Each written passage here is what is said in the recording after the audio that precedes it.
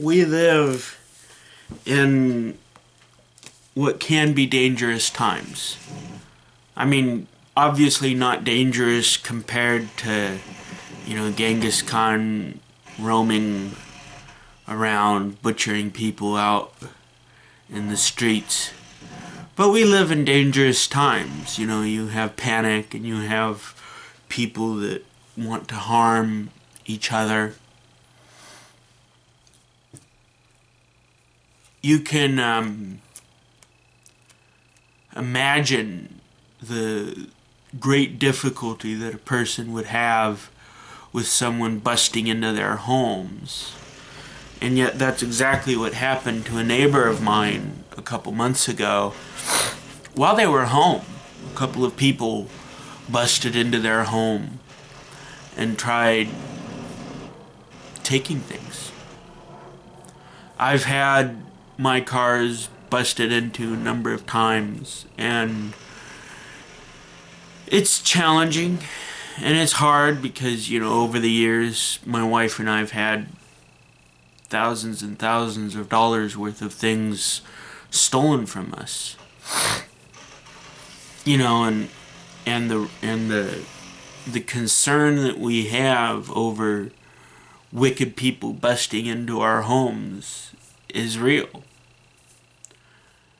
The Bible encourages us not to treat our neighbors maliciously.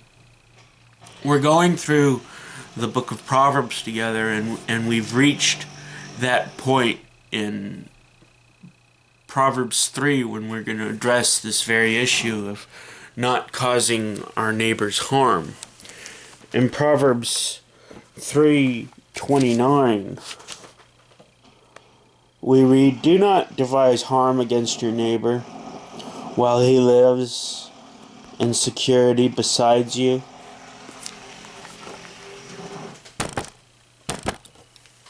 When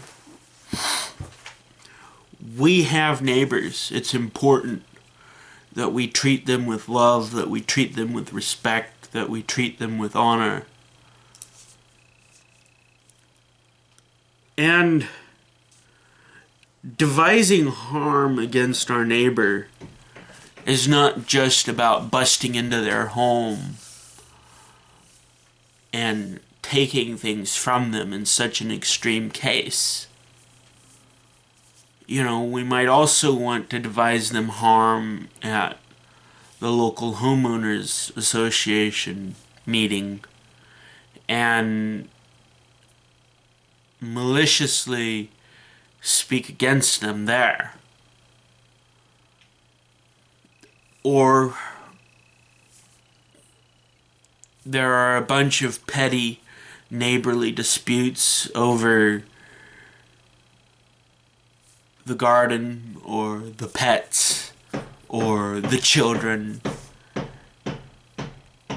And we are called to not become so petty. We are called by God to not let our differences become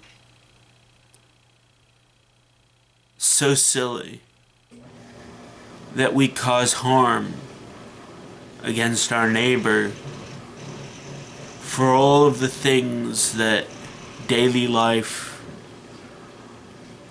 intrudes on us. We do our dishes, we do construction.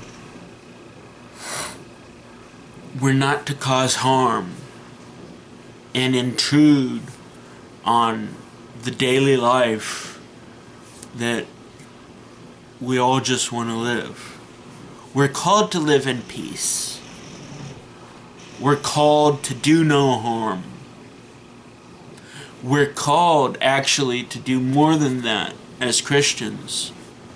We're called to live in love. For if we love the Lord our God with all our heart, soul, mind, and strength, and if we love our neighbor as ourselves, that sums up all of the rules that we are called to obey. And a principal part of loving our neighbor means that we don't want to cause them harm. For they trustfully live near us